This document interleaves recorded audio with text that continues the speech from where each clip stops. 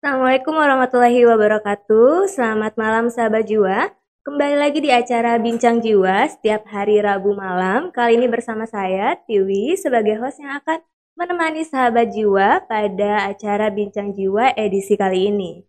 Nah, sahabat jiwa, untuk Bincang Jiwa edisi kali ini itu bertepatan dengan Hari Apoteker Sedunia atau World Pharmacist Day yang jatuh pada tanggal 25 September. Dan untuk tahun ini, tahun 2024, tema yang diusung adalah Pharmacist Meeting Global Health Needs atau apoteker memenuhi kebutuhan kesehatan global. Nah, di sini apoteker pastinya berperan dong untuk memenuhi kebutuhan kesehatan global. Salah satunya adalah dengan mengedukasi masyarakat terkait dengan penggunaan obat-obatan.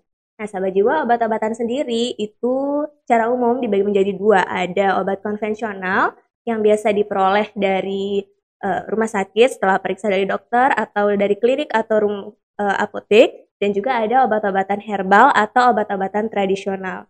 Pada kesempatan kali ini kita akan fokus membahas tentang obat-obatan tradisional dengan tema salah kaprah tentang obat tradisional.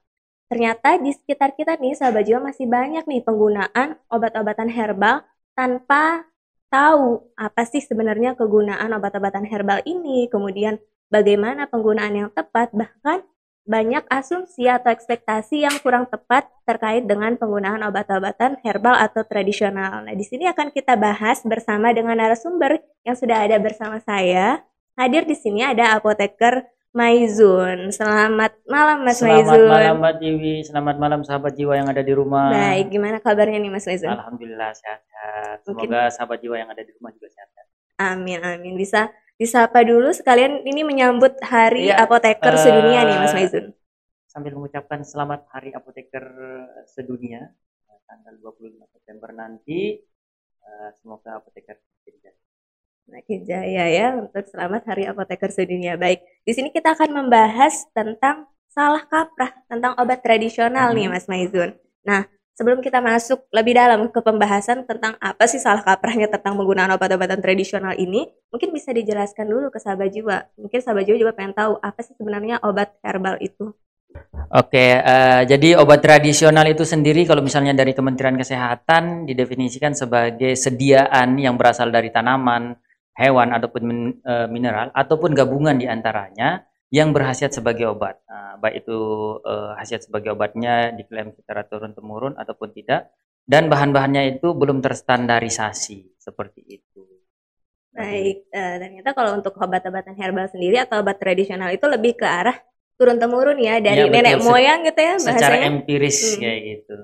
Jadi misalnya daun kelor nih, katanya kan daun kelor ini bisa menyembuhkan mencret kata kakek nenek saya yang generasi keberapa ketiga gitu. Nah, secara turun temurun digunakanlah untuk itu. Tapi bukti secara ilmiahnya belum ada kayak gitu. Baru kita secara penglihatan aja ya buktinya, misalnya, oh Iya, terlihat ternyata memang bisa membantu untuk iya, mengurangi tadi diare mengurai kayak gitu ya. Oke, tadi itu udah dijelaskan tentang obat herbal itu sendiri obat ya, herbal atau itu obat sendiri tradisional yang biasa tradisional. kita peroleh. Nah, eh, bedanya nih obat-obatan herbal dengan obat-obatan konvensional atau kimia yang kita peroleh ketika misalnya kita sakit nih periksa ke dokter kan kita dapat obat tuh Mas Maizun. Mm-mm. Nah, itu bedanya dengan obat tradisional tuh apa sih? Oh, ini yang menjadi banyak salah kaprah di apa namanya di masyarakat. Banyak yang istilahnya mendewakan obat tradisional karena berasal dari alam, jadi tidak ada efek samping ataupun apa namanya hanya ada khasiatnya kayak begitu. Karena murni dari alam. Sedangkan yang kita ketahui sendiri, obat tradisional itu juga terdiri dari berbagai zat kimia kayak gitu. Jadi kan yang beredar istilahnya sekarang ini ada dua gitu, obat konvensional yang diresepkan atau diberikan oleh dokter gitu Mhm. atau bisa kita temukan di apotek atau klinik. Yang kedua itu obat tradisional gitu. Obat tradisional ini pun ada berbagai macam gitu. Yang secara umum yang kita ketahui kan kayak misalnya jamu kayak gitu.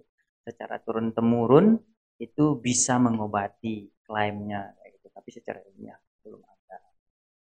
Oke, tadi untuk perbedaannya sendiri ternyata kalau untuk obat tradisional itu kita secara turun-temurun, tapi kalau untuk obat yang konvensional tuh dia udah ada bukti klinisnya ya Iya untuk betul, menyembuhkan. dari bukti klinis sudah ada, cek laboratorium, istilahnya uji laboratoriumnya, preklinis Klinis. dan praklinisnya itu sudah ada gitu. Sudah ada bukti ilmiahnya, sudah ada jurnal yang mendukung kayak gitu.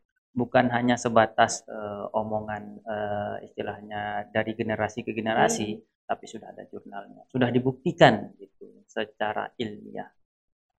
Oke, tadi sudah dijelaskan perbedaan antara obat herbal dan tradisional. Sekarang kita lebih fokus ke arah obat tradisional nih. Iya.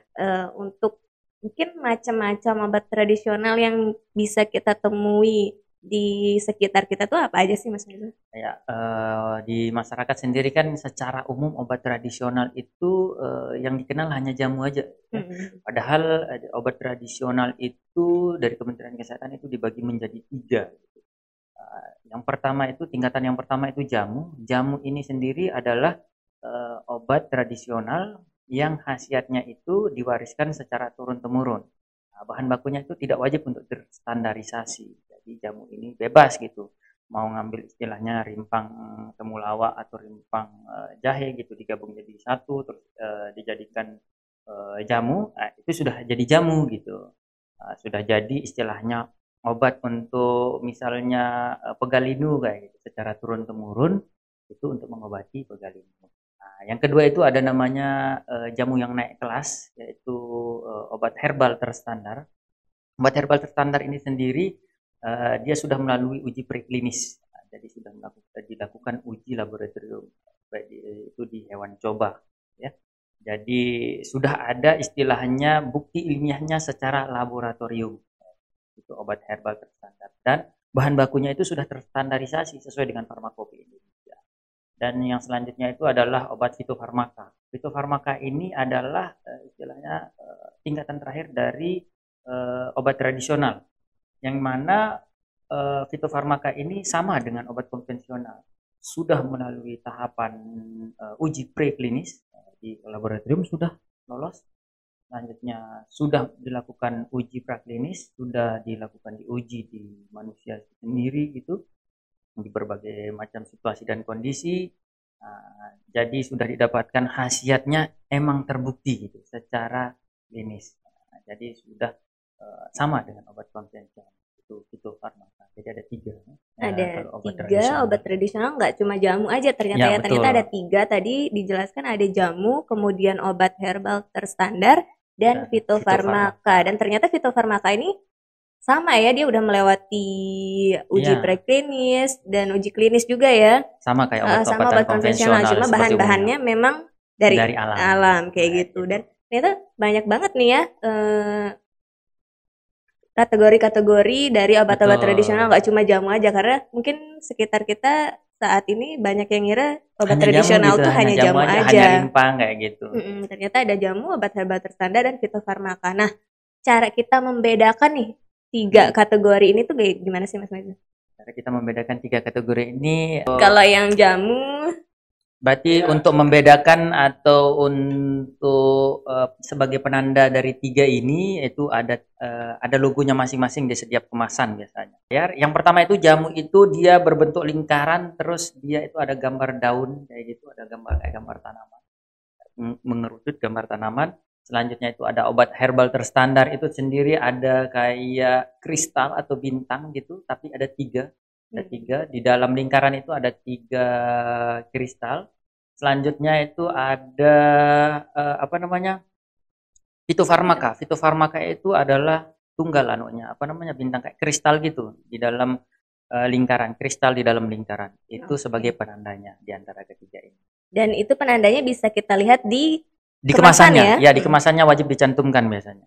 Oke, itu tadi ada beberapa perbedaan antara jamu, obat herbal terstandar dan fitofarmaka yang sudah dijelaskan dengan Mas Maizun, dan bisa kita lihat langsung di kemasannya untuk perbedaan-perbedaan tersebut ya. Betul. Dan ternyata kalau untuk jamu, obat herbal terstandar dan fitofarmaka ini udah banyak banget ya yang beredar di sekitar kita ya Mas Maizun, bisa ditemukan di mana saja ya? Dari data terakhir 2022-2023 itu untuk jamu itu sendiri sudah ada sekitar 1.200-an ya. 1.200-an produk jamu yang baru terdaftar nih, yang baru terdaftar. Banyak mungkin masih belum terdaftar. sebagaimana kita ketahui sendiri juga istilahnya Indonesia ini kan banyak hutan tropis. Iya, Jadi betul. 80% jamu yang ada di dunia ini bahan bakunya ada di Indonesia. Nah, jadi 1.200 itu adalah masih dalam bentuk jamu. Terus yang obat herbal terstandarnya itu sekitar 86 obat herbal terstandar yang sudah terdaftar di Badan POM, Menkes. Yang ketiga itu fitofarmaka itu sekitar apa namanya 24-an, 24 produk. Nah, itu jamu ini banyak. Jamu beras kencur Iya, kan yang ternyata sering ya. bukan bukan cuma beras kencur aja ya Iya, jamu ya, ternyata bukan ada hanya beras seribuan kencur. lebih ya tadi. 1.200. Dan Data terakhir itu 2002-2023. dan sekarang mungkin bisa lebih banyak ya Bisa jadi yang ya, baru-baru update ditemukan terbaru. seperti itu ya. Betul. Oke, ternyata kaya sekali ya negara Sangat kita kaya, ini. Bahkan sangat dari kaya. jamu aja udah banyak banget jenis-jenis yang bisa kita temui untuk obat herbal ini ya, Mas Maizun. Betul. Nah, ini udah banyak nih kan Mm-mm.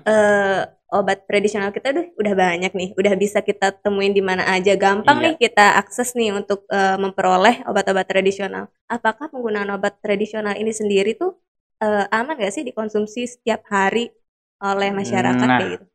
untuk konsumsi obat tradisional ini sebenarnya sama dengan istilahnya obat konvensional, pasti ada efek sampingnya gitu. Dan yang namanya sesuatu yang berlebihan, kalau misalnya sesuatu berlebihan itu kan tidak baik gitu. Terus yang namanya obat tradisional ini, apalagi jamu gitu, itu kan istilahnya belum ada istilah standarisasi bahan bakunya, terus berapa miligram yang dia minum kayak gitu, itu belum ada, hanya takaran-takaran biasa aja gitu. Yang ditakutkannya nanti ketika istilah terus-menerus diminum, ada efek sampingnya, tetap ada efek sampingnya. Salah satu contohnya misalnya, ketika misalnya terlalu sering mengkonsumsi jamu dari jahe, terus dia ada kondisi khusus, misalnya batu ginjal, itu dapat memperparah batu ginjalnya gitu. Penumpukan batu ginjalnya semakin parah gitu. Dan obat-obat lain tertentu pun begitu gitu. Ada kondisi-kondisi tertentu yang emang tidak boleh, yang harus diperhatikan. Jadi tidak sembarang minum jamu misalnya. Ini mengobati ini. Nah, tapi dia tidak melihat kondisi dari badannya sendiri. Nah, jadinya nanti nambah penyakit baru lagi. Gitu. Jadi tetap harus sesuai dengan takarannya. Nanti kalau misalnya bingung cara penggunaannya bisa ditanyakan ke apotekernya atau misalnya ke dokternya, ditanyakan langsung. Oke, ternyata walaupun di obat tradisional ini berasal dari Mm-mm. alam, tetap kita harus cari tahu dulu sebelum Betul. mengkonsumsi ya, Mas Maizun, nggak bisa asal-asalan.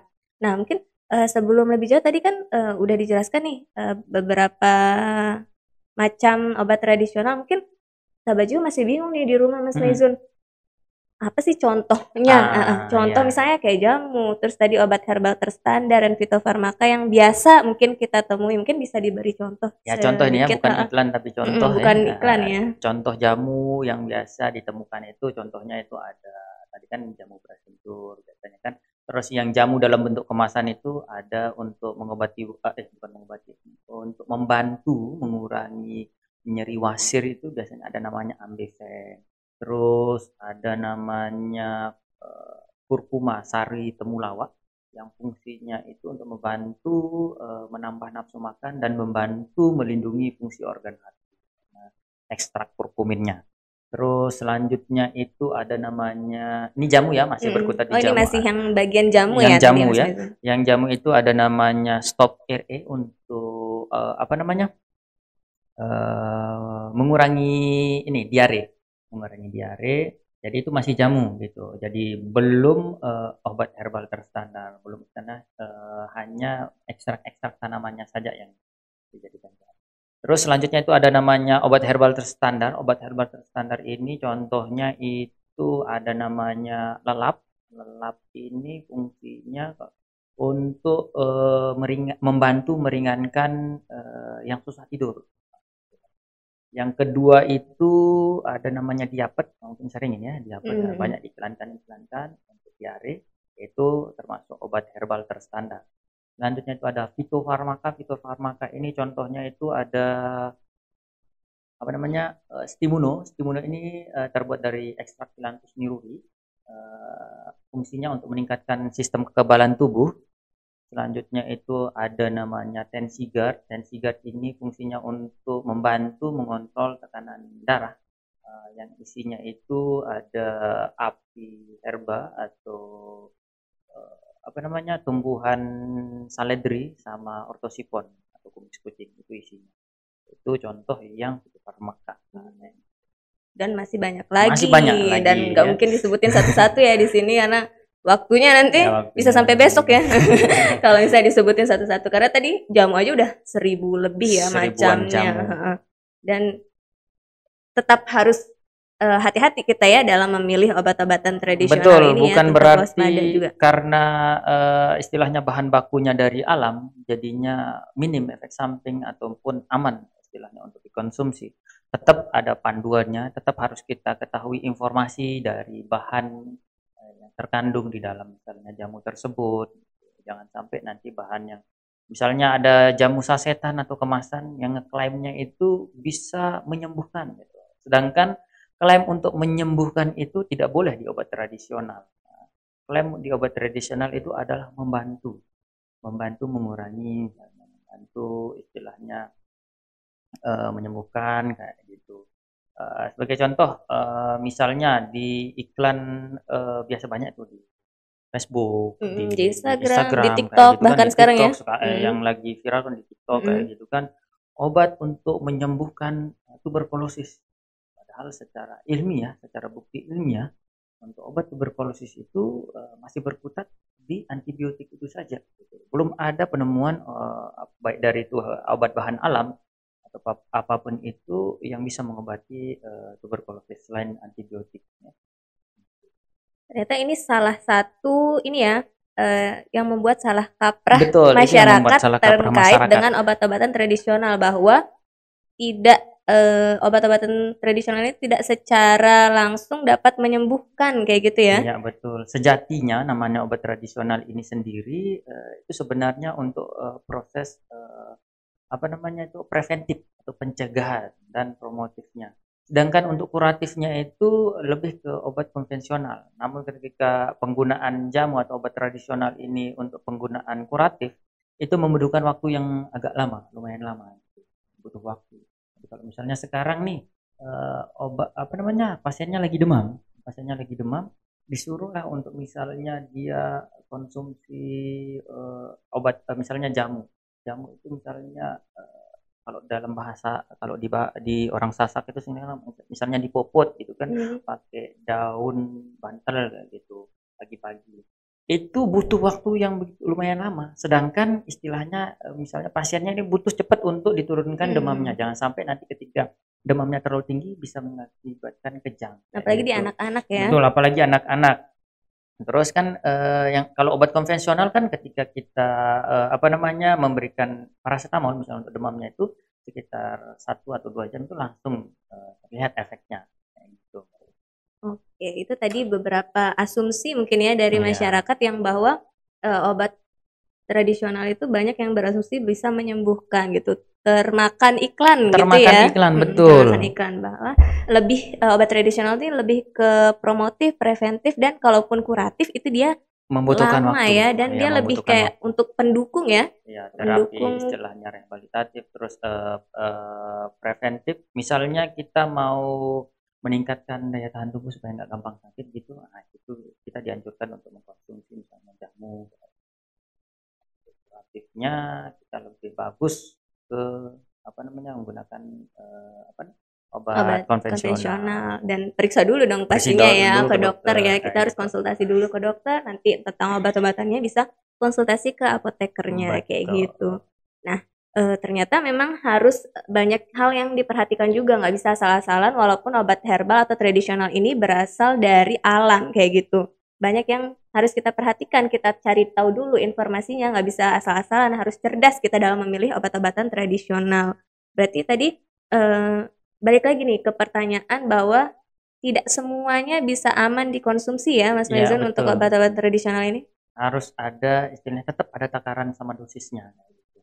Jadi tidak bisa berlebihan. Terus kita juga perlu mengetahui informasi terkait dengan apa sebenarnya kegunaan dari jamu atau misalnya obat tradisional tersebut.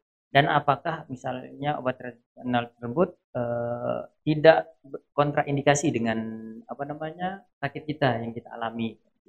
Jangan sampai kita mau mengobati sakit malah timbul penyakit yang lain ketika kita tidak mengetahui informasi. Jadi sebagai konsumen ini kita harus lebih cerdas lagi kayak gitu, betul ya. Kita pergunakan teknologi yang ada saat Betul, ini sekarang kan untuk teknologi sudah canggih nih, tinggal kita ngomong aja, nggak perlu ngetik ini langsung keluar kayak gitu keluar kan. ya informasi, tapi dipilih lagi ya, dipilah Iya, lagi ya untuk dipilah lagi informasinya. informasinya kayak gitu. Baik Mas Maizun, tadi udah ada beberapa asumsi kayak seperti obat TBC gitu bisa Ya, menyembuhkan asumsi. TBC. Nah dulu Betul. juga pernah ada nih waktu COVID nih, zaman-zamannya Ya, COVID, waktu COVID ya. ada yang heboh nih terkait dengan ada Kalung obat penangkal anti-corona, COVID ya, kalau nggak salah. corona kayak Ya, gitu. Itu pernah gimana tuh dulu. Mas Maizun? Pernah dulu viral waktu itu, kalau nggak salah yang memviralkan itu adalah Menteri Pertanian ya dulu, Bapak Limpo. Kalungnya itu klaimnya itu bisa apa namanya? Menangkal sekian jam langsung mengurangi COVID itu sekian persen itu klaimnya. Luar Padahal biasa belum ya. makanya padahal belum ada bukti ilmiah yang mengatakan kalau misalnya kalungnya itu kan isinya adalah eukaliptus. Eukaliptus sendiri itu adalah minyak kayu putih gitu. Sampai ada yang saking mungkin terbawa dengan itu sampai diminum eukaliptus itu. Nah, itu yang berbahaya. Jadi untuk apa namanya klaim-klaim yang seperti itu kita sebagai masyarakat itu harus lebih cerdas. Jangan sampai kita mau dibodoh-bodohi atau termakan oleh hoax kayak gitu. Nah, jadi kita harus cari informasinya betul tidak. Gitu. Misalnya apa namanya produk ini atau herbal ini bisa menyembuhkan kayak gitu. Tapi kalau misalnya ada klaim yang mengklaim bisa menyembuhkan itu patut dicurigai. Karena sejatinya obat tradisional itu kembali lagi Mbak Tiwi, seperti yang tadi kan Kemenkes melarang untuk kata menyembuhkan atau mengobati gitu.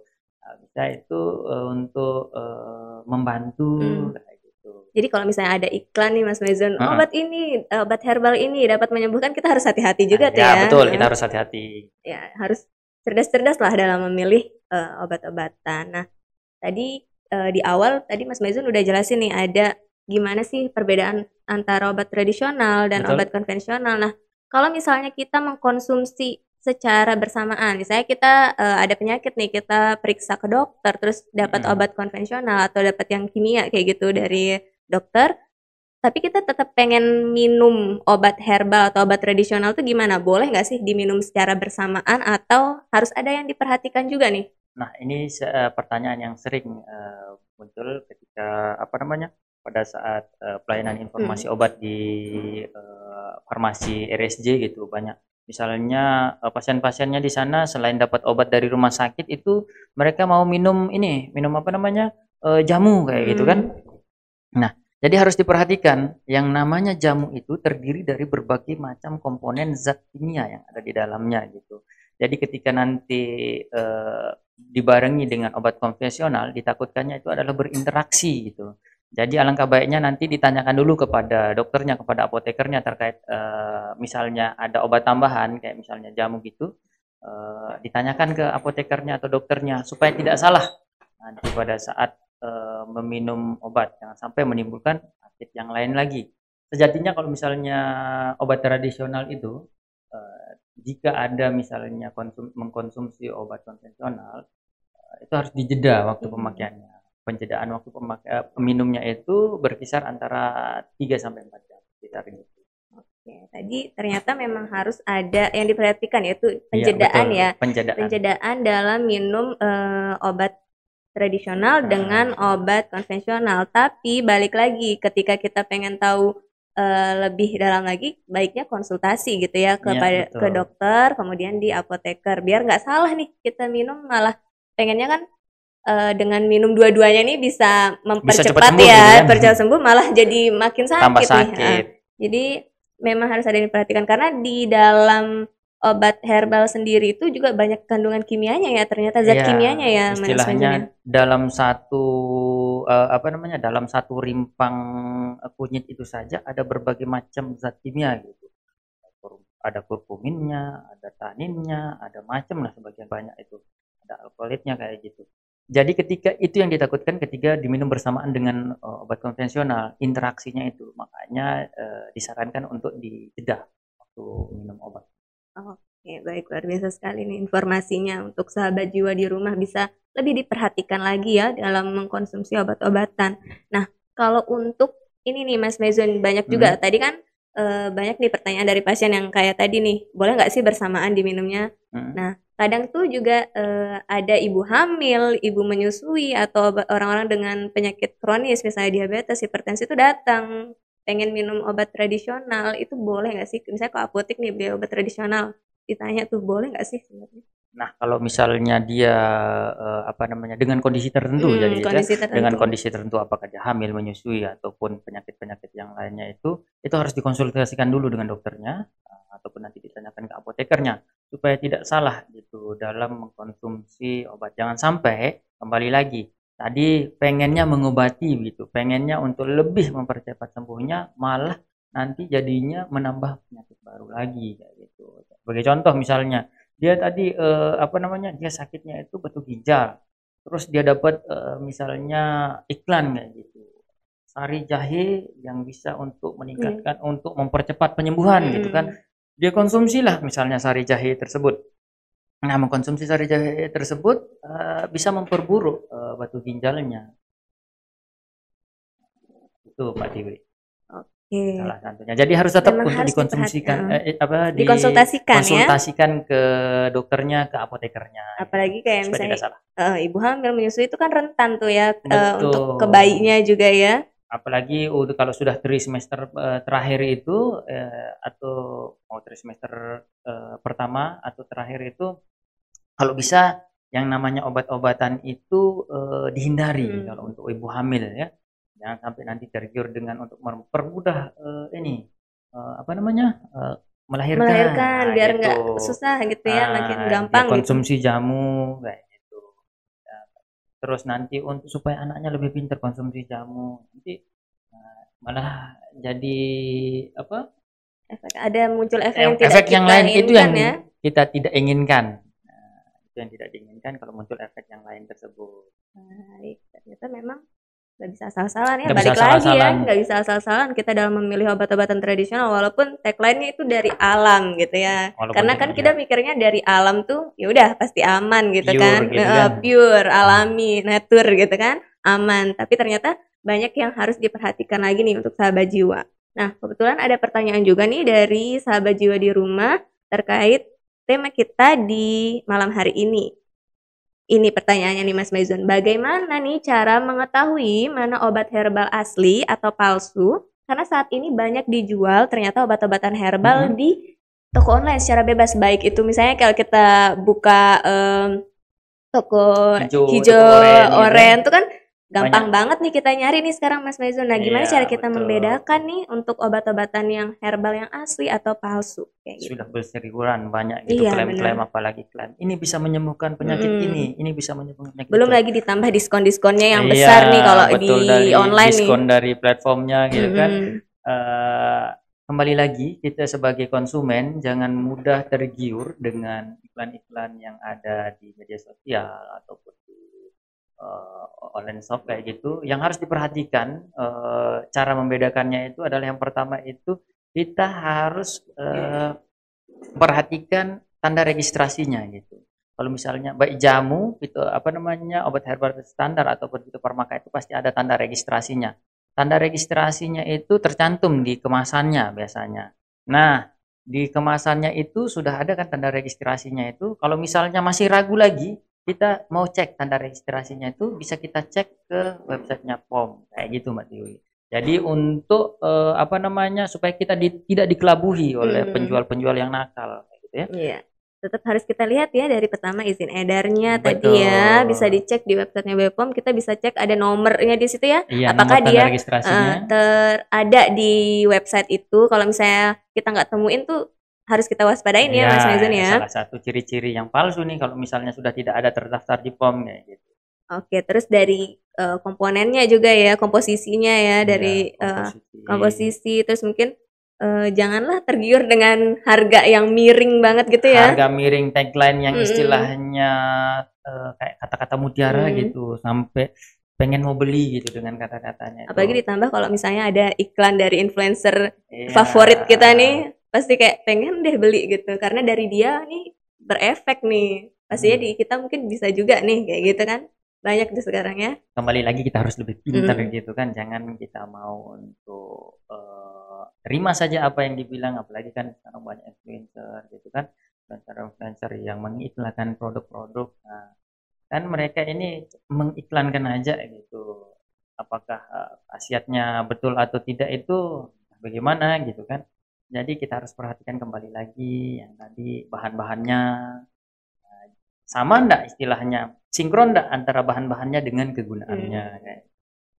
Ya, oke, dan khasiatnya juga di tiap orang belum tentu sama ya Mas Maizun ya? Betul, di setiap orang pasti berbeda-beda karena obat konvensional aja yang istilahnya yang obat sudah pasti, yang sudah ada hasil apa namanya, bukti ilmiahnya gitu, bisa berbeda-beda di setiap orang.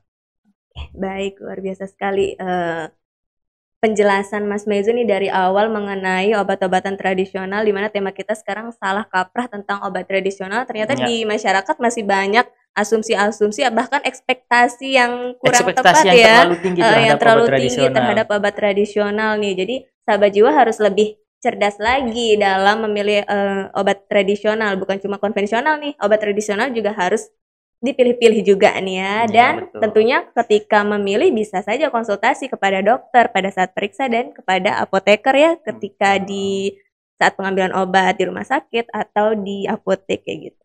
Baik Mas Maizun, gak terasa nih udah 30 menit nih Udah kita setengah jam ya? bincang-bincang Oh, di iya. sini tentang tema kita di malam hari ini, yaitu salah kaprah tentang obat tradisional. Luar biasa sekali nih tema kita. Sebenarnya kalau mau dibahas bisa lama lebih panjang banget lagi ya, tapi ini udah cukup banget nih untuk informasi kepada sahabat jiwa. Nah, sebelum kita tutup nih, Mas Maizun mungkin ada sedikit closing statement tentang tema kita di malam hari ini, yaitu salah kaprah tentang obat tradisional. Lebih ke pesan-pesan kepada sobat jiwa yang ada di rumah untuk lebih berhati-hati, untuk lebih mawas diri gitu, untuk lebih pintar gitu dalam memilih atau misalnya melihat iklan-iklan terkait tentang obat tradisional yang ada di berseliweran di media sosial kayak gitu. Jangan mudah untuk terpancing dengan tagline-tagline yang kayak kata-kata mutiara gitu, menyembuhkan apa segala macam. Kita harus lebih cari tahu lagi apa fungsinya gitu. Apa betul lah apakah jamu ini atau obat herbal ini kandungannya gini, fungsinya kayak gini. Jangan malu untuk bertanya kepada dokternya, kepada apotekernya, karena sejatinya malu bertanya sesat di jalan.